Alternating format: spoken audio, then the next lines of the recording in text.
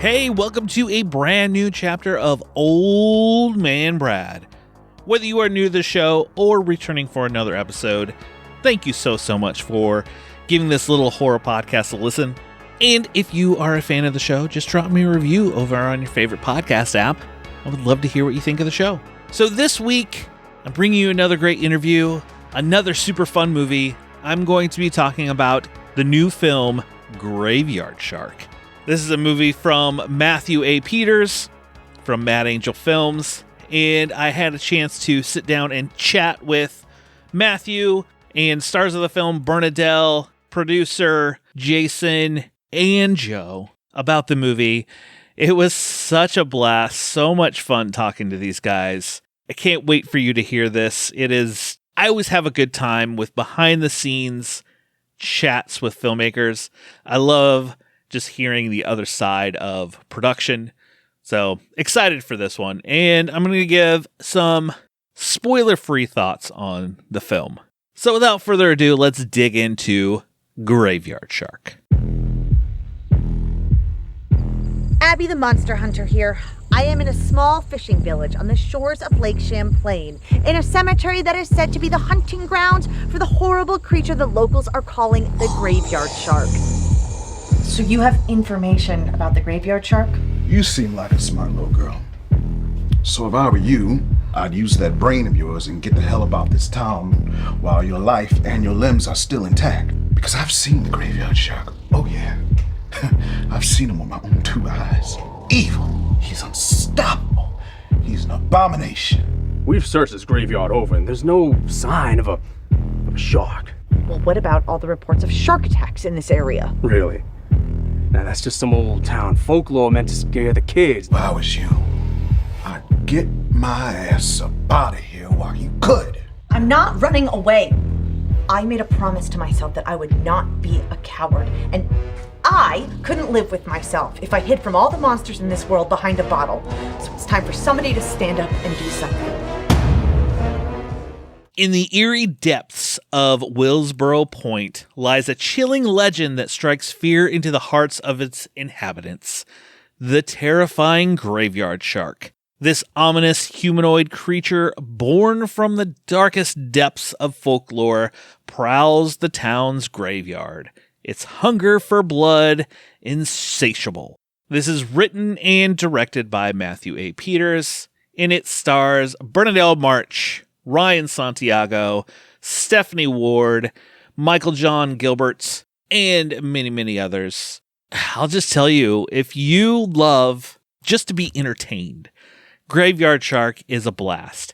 It takes that cheesy, almost sci-fi like shark movie, like the Sharknadoes, Ozark Shark, Damn Shark. I've talked about all these before. Damn Sharks, all those shark films. It does that silly, fun shark film feel. It gives you like this humanoid shark creature that is terrorizing this town. And it's so much fun. It's silly. It's just goofy. And I had a blast with Graveyard Shark. I think if you love movies like those other shark films, or just love shark movies in general, like the cheesy shark movies, or those low-budget, just fun films, you're going to love Graveyard Shark. This movie, you can tell they were just having an absolute blast while they were making it. It shines through. Let me tell you, it entertains you for 90 minutes, and that's really all you need sometimes. Sometimes you just need to have fun. Go check out Graveyard Shark. Enough of my rambling. Let's move into my interview with Matt Peters, Berndele March, Jason Covey, and Joe. But nobody really likes Joe from what I found out. And I will talk to you on the other side. I am here with Matt Peters, Berndele March, and the gang to talk about Graveyard Shark. Yeah, back in the 70s, we competed with Kool and the Gang. You could tell who was the popular. We lost. We lost. How are you guys all doing this evening? Fantastic. We are technically getting together to discuss and plan and work on our next film, as well as get all of our pre-orders and stuff together for this one and getting that ready to ship out. So we're all doing wonderful, actually, I think. Well, I'm not going to lie, Brad. I'm not gonna lie to you. You don't seem like the lying type, so we're not gonna do this. This is not gonna be your typical happy. I mean, I am very happy to be on your podcast. It's just I'm not excited to be here. That's fair. We were told there was going to be shrimp. We and there were was told no shrimp. we were told there was gonna be shrimp. There's no shrimp. Spoiler alert. It's hot as. I'm not going to swear on your podcast. I don't know. What happened to the central air? Yeah, we were promised central air. We were fine. We were originally. No, it's not. I'm sweating right now, and that's not supposed to happen. He's got. You're going to have so much editing. How long is your episode? It's about 4 hours long. Yeah, you know. All right, dig in, because I got some things to say here. We were originally supposed to have this meeting outside in Sylvan Beach. It's hot as balls. So we were like, why not have it at Jay's house? Because central air, and then it'd be a little bit cooler, and then there'll be shrimp. We might as well have been outside. It would have been cooler. So I'm very excited and happy to be on your podcast, but I do not appreciate the lies that were told to me. Okay. All right. So I'm sorry about that. Oh, so let's continue. Tell me, where did the inspiration basically come for Graveyard Shark? So, I mean, we were just in a group discussion, me, Jay, and Joe, one day, tossing around ideas, trying to make either like a shark movie or an Amityville. We just kept on making fun of Joe, basically. Yeah, that's all we do is make fun of Joe. That's where our ideas come from. And just making fun of Joe. We don't like Joe. Yeah, we don't. We just tolerate him because he does bring a few good things to the table. Not shrimp, though. So no shrimp. No, I'm allergic to shrimp. So it's not so much that we like Joe. It's more that we use Joe for his talents, as any respectable film business would do. So we were doing that, and then someone said Graveyard Shark. I was pretty much probably me who said it. No, you said Grave Shark. And then Joe probably said it was an awful idea, so we went with that. I loved it.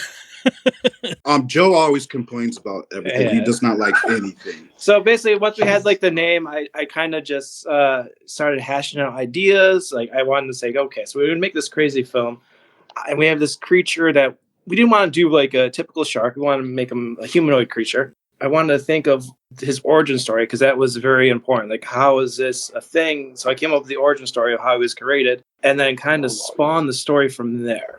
And the origin story of how he was created is quite something that people need to see the movie to really know where this game. I'm not going to spoil that. We don't need to spoil that.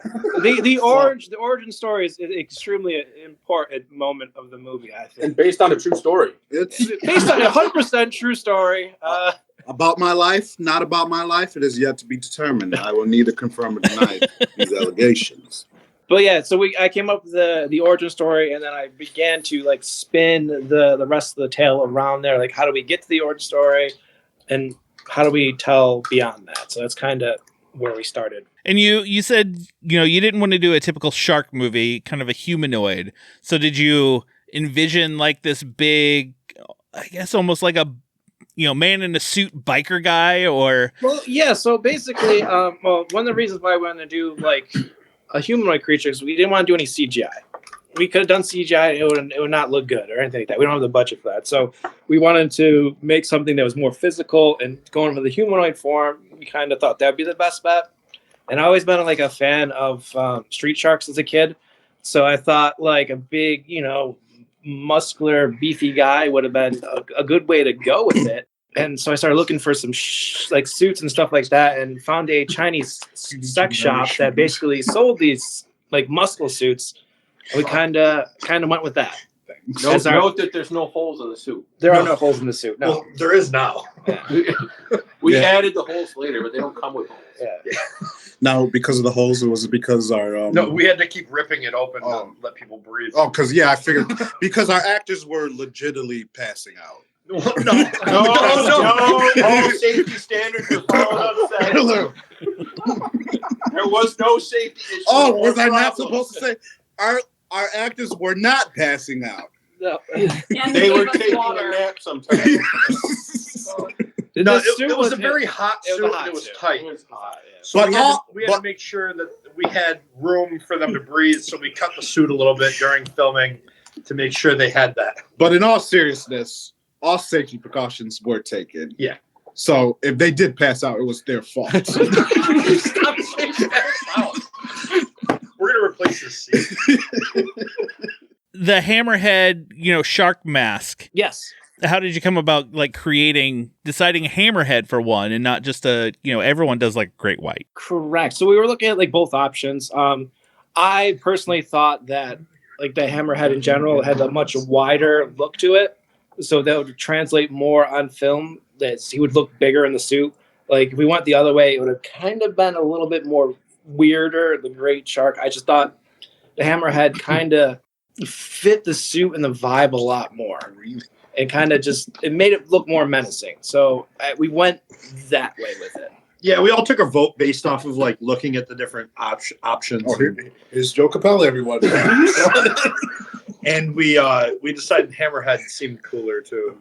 Joe, you were against Hammerhead. That's why we went. Yeah, Joe was against Hammerhead. He was the only one who wanted the other way. The running joke is they always say I'm against everything, but really I was for the Hammerhead. It is not a joke. He's against everything. Joe, you know this is. Have you seen the Golden Girls? He's the Dorothy of everything.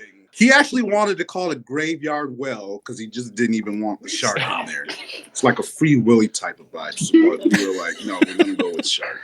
But no, we did take a vote on it. Both masks were very awesome. Who were the creators of those masks? Let's shout them out. Oh, you found a website. I can't think of it right now. Immortal Mask. So they did an amazing job, and it was very hard to try to come down to a decision between the two. But I voted personally for the Hammerhead because it just seemed more, I don't know, what is this? The vertical? Yeah, it just looked better. Seemed more appealing to the film. Not a lot of people have that in movies. Horizontal. Like you said earlier, everyone goes with great white sharks. Hammerhead just seemed different. Once you got the look down, everything, and you started filming, did you, aside from breathability maybe of the suit, but was there any other challenges as you were going along the way? That the biggest challenge was working with the suit. Any scenes with the sharks usually took a long time due to like having to constantly stop a lot to make sure everyone's okay, set things up. It's hard to see, number one. So just planning and choreographing like the fights, the attacks, that was the biggest challenge, was finding the right way, safe ways, right way, and the best way to film the suit was the biggest challenge for the whole production. Suit is extremely heavy. Yeah. In the script, in my part, when I come face to face with the Graveyard Shark, in the script it literally says, Captain Seaburn and the Graveyard Shark embark in an epic battle. And I was very excited. I was thinking that there was going to be like this long, it's very detailed, 2-3 minute. Yeah, very detailed. And then when I saw the suit, I was like, "Yep, no when the hell that's going to happen." And it did not, as you will see in the film. Yeah. Not even a minute. Yeah, I was very the funny thing is like the legs and the top half were about 40 pounds, probably more. And then the head itself was like another 20-pound mask. It was very top heavy because it was a hammerhead. Yeah. Well, I mean, probably the suit in general was all together weighed close to 80, 60 pounds. You want to say 80 to 90 pounds, maybe? Yeah, it was about a 90-pound total on top of the body of the person who was wearing it. Yeah. It was tight. All silicone, so it was heavy stuff. Yeah. Looked cool, though. I complain about my little attire that I wore in the movie, and it does not compare to, what these three amazing actors went through while filming this movie. Just to get into the suit alone was a hassle. Like Matt said, just to move around, just to be able to see in that mask was just a painstaking task within itself. So big props to these three guys who endure that to make this amazing movie. In all seriousness. Now, with that, did you really have to plan out their scenes to help them move? Because if they're top heavy, did they ever like fall over? They couldn't see, like really having to like. So yeah, there guide them. Yeah, we had to do a little bit. So there's a few scenes where the shark's chasing someone, and the shark might have ran into a tree or two. That's happened. But I mean, we were pretty good and decent. We usually before we like do the scene, we'll walk through it without the mask on. So they kind of get their steps in place where they want to go and stuff like that. And then we'll set up and actually do it. And we'll, take in little segments. So it's not as much to do in one shot. And a lot of it for cues came down to the actors around the shark, so the shark could feel them. So like they put themselves to the shark, so the shark knew when to stop, when to react in a certain way. They knew when they grabbed them this way, they had to do this action. When they grabbed their arm over here, he knew to move this way. So it was a lot of the actors as well, and planning it out without the head. Yeah, once the head was on, it was like 10% visibility. Did you have any moments throughout as you're filming it? Favorite scenes or favorite times? Like, oh man, we nailed it right here. I love this one. I mean, for me personally, there's quite a few. Like the stand out to me is when the bartender pointed. Not the bartender. Oh, when Jay was a bartender, so he loves that scene. That was so the way he pointed in that film. Oscar worthy, brought a tear to my eye. When we shot the bar scene in general and did the whole reveal of the origin, I knew then and there everything that I had written and pictured in my mind was 100 times better. Thanks to Berndele over here bringing some fantastic props that weren't in the script, and having a lot more liberty. That was fantastic. I had a blast when we were doing the therapy scene and seeing all the come together in pieces. I knew then that was amazing. Everyone was just bringing the amazing talent to each of the characters. And then one of my most favorite scenes is what I feel personally really attached to is towards the end, there's a scene with the sheriff in the graveyard at night. And it was just a fantastic night of filming. Like the lighting was fantastic. Ryan's performance was out of this world. And it just brought this emotion to the movie that made me feel really good about what we were doing. And then we threw a bunch of dirt on the camera and it broke the camera. And then we broke the camera. So yeah, for breaking it. That was weird. Yeah, that was was not a weed. But when you see the movie, that was a group decision to throw the dirt on the camera. I mean, he was at home. Yeah, I was not there. That's what happens when I. So we were like, Jay's not here. Let's just do it. And it's a very beautiful shot. Beautiful shot. It was a very beautiful $600 shot. So it was worth it. So when you see it, you're gonna be like, damn, yeah, that was worth breaking the camera. It was worth the wrath of our line producer. Yeah. Any day. Me personally, my favorite scene really wasn't any scene that was funny. It's actually, and I'll say this again and again, the scene with Ryan Santiago, who plays the deputy or sheriff in the film, and Abby. Those scenes brought like a legit like groundness to the film, because when you go and watch films like this, you just think it's just going to be just weird, wild foolishness, like no sense at all. But like, funny story, when Ryan said that he was going to do this film because he speaks in a Southern accent, spoiler alert, he is Puerto Rican. He said at the reading, he said, I'm going to do this in a Southern accent. And I was like, well, good luck with that shit.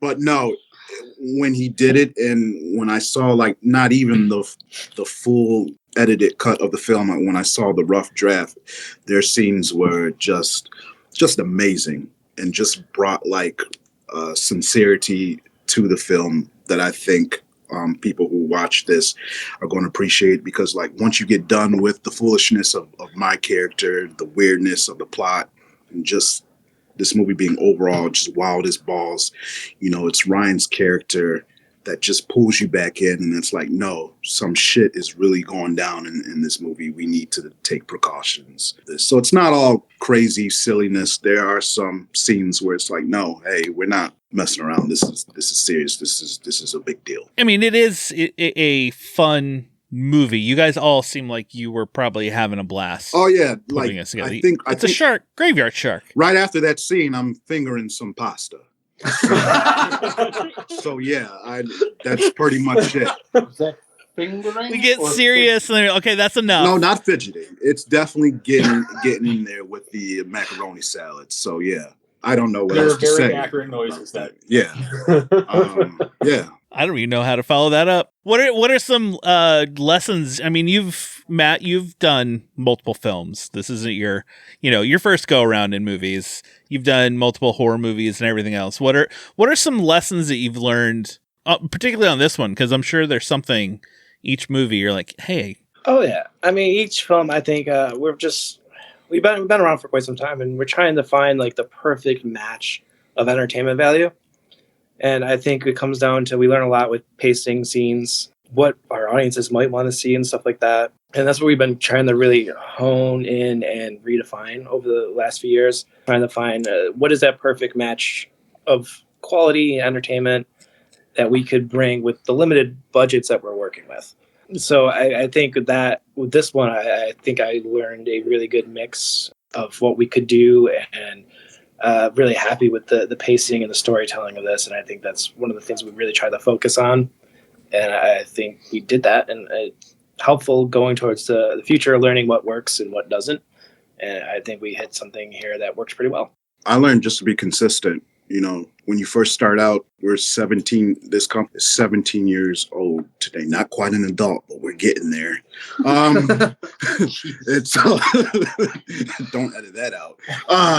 Our company is 17 years old, and when we first started out, we didn't always hit our mark. We always didn't get it right. There were naysayers. There were people that were like, we're not a film company. Not going to name those people. Let's just say one of them was my ex-wife. But anyway,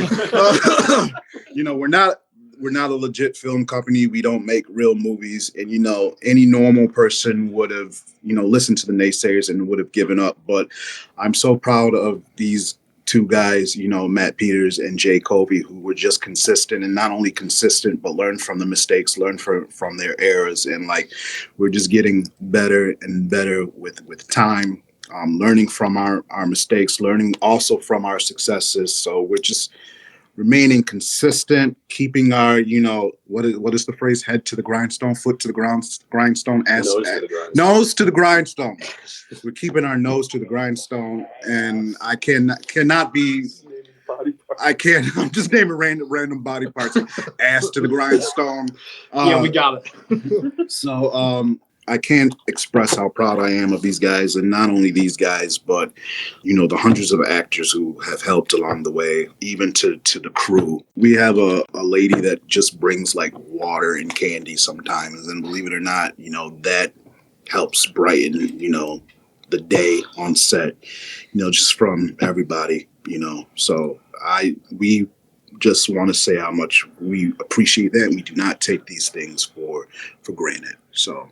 And for all the people who have supported us along the way, people who have already pre-ordered the movies, people who have reposted, on social media, people who have, sent us messages telling us, how proud they are of us for representing our city, our community, so it's things like that I appreciate and that we don't take for granted. So thank you guys, except for my ex-wife. You know who you are. You know who you are. What's next for you guys? Is there a Graveyard Shark 2 in the works, or? I mean, not yet. We do have some ideas, possibly if we go down that way. We are working right now currently on a pirate. It's technically a ghost demon pirate slasher film called Blood Red Beach. That we will start shooting this August. This movie has also inspired me to go back to writing. I'm in the process of writing a film called Ghost Pimp. So I'm very excited about that. All I got to do is send the script over to Matt and make sure he doesn't hate it. So stay tuned for that. And working towards the future, I got a question for you. As a viewer coming in from the outside, what did you see in this film, and how do you feel we can improve ourselves as we grow? I personally, for me, I love this type of movie. It's some of my favorite just to watch. So when I saw someone post about it, another podcast, and I was like, I need to see this movie because this looks right up my alley. I just love cheesy, silly, fun movies. So you guys nailed entertainment for me for 90 plus minutes or however long it was. Nice. 97. Awesome. 97. He lost track of 7 minutes. No. That's why I said just plus. No, that's awesome. Because that's what we want, is we want the viewers to be able to enjoy what we make. That's the biggest thing. Yeah, that's our first goal, entertainment. It can be, people ask me all the time because in my friend group, I watch some films, let's just say that. But they're like, how can you like this and rate it the same as, some $100 million movie? I was like, because it entertained me. Like, entertained me for 97 minutes. And I'm in. Thank you. No, exactly. I know there are like films that like have like $1 billion budget and just does not do it for me at all, but like an independent film. And first of all, I appreciate what they could do under the budget that they have. For example, like recently Godzilla -1 won Oscar for like best special effects with the for a budget, fraction with the budget that they had, and it's well deserved because they went up against these other great movies. But, they had the $1 billion budget, but like a film like Godzilla -1, it just looked fantastic and they were deserving of that. So, that's the same when you think of like independent films. I also look at, well, what kind of budget did they have? They didn't have, the popularity or promotion that these other films might have had. So I take that into account as well. I can only imagine what we can do with that budget. You could have shrimp, I'll tell you that. Yeah. You hear that? Endless shrimp. That we do not have here. Yeah, I'm allergic to shrimp, so I'll pass on that one. Joe. Oh, you don't like Joe. This guy just doesn't like anything. I can see on your face, Brad, you do not like him either. It's okay, Joe. It's okay. But Brad doesn't like you. He said it. I did. Yeah. Absolutely. Oh. As we kind of wrap things up, where can people follow along to you guys to see what you have next, where they can, check out Graveyard Shark and all that? Could follow us on all the social media platforms under Mad Angel Films. Check out our website, madangelfilms.com. We got a bunch of our movies up on Tubi, so you can check out films like Big Brood, Killing Time, Slade Collins, The Tree of Life, Axe Grinder, a lot of our Man with No stuff. Pants. Man with No Pants. One of my personal Barely favorites. A bunch of our films you could find streaming online, so definitely go check them out. You can find them on Tubi, Amazon, I think Fossum, and there's a bunch of others that they're on. So check us out there. Like I said, Facebook, we post all the time about all upcoming things. Instagram. And our website is the best place to get some of our stuff. If you're a fan of physical media, you can get it off our website, or you get it off of mateflix.com or srscinemas.com as well. Well, I want to thank you guys so much for taking time out of your day. This has been a delight, let me tell you. No, Brad, it's been a pleasure in all seriousness. Yes, thanks for having us. I want to thank those guys so much again for chatting with me.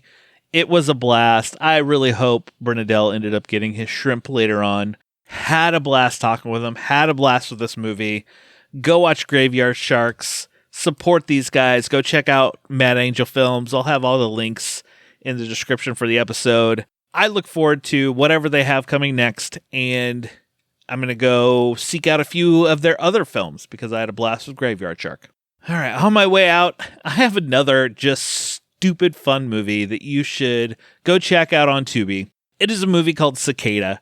It is a low-budget killer bug movie, and I mean, it is low budget, let me tell you. Like, these giant cicadas that are attacking people just kind of look like papier-mâché puppets that they're superimposing on the screen. It's it's really stupid. Really, really, really stupid. But you know what? It's so much fun. Watch it with Graveyard Shark, kind of do a little double feature, or another film that is along the same lines, Crocodilus, also on Tubi. Another just stupid fun movie. Both of those are on Tubi. Go watch them. You'll have fun. Before I head out, if you're in the Cincinnati area, come out to Frightful Fridays on the third Friday of the month. I host a horror screening each month and have just an absolute blast with it. You listeners will be the first to know. Our screening for August is going to be I Know What You Did Last Summer. Come out August 17th at 10 p.m. as we watch this fun mid-90s teen slasher. August 17th, 10 p.m.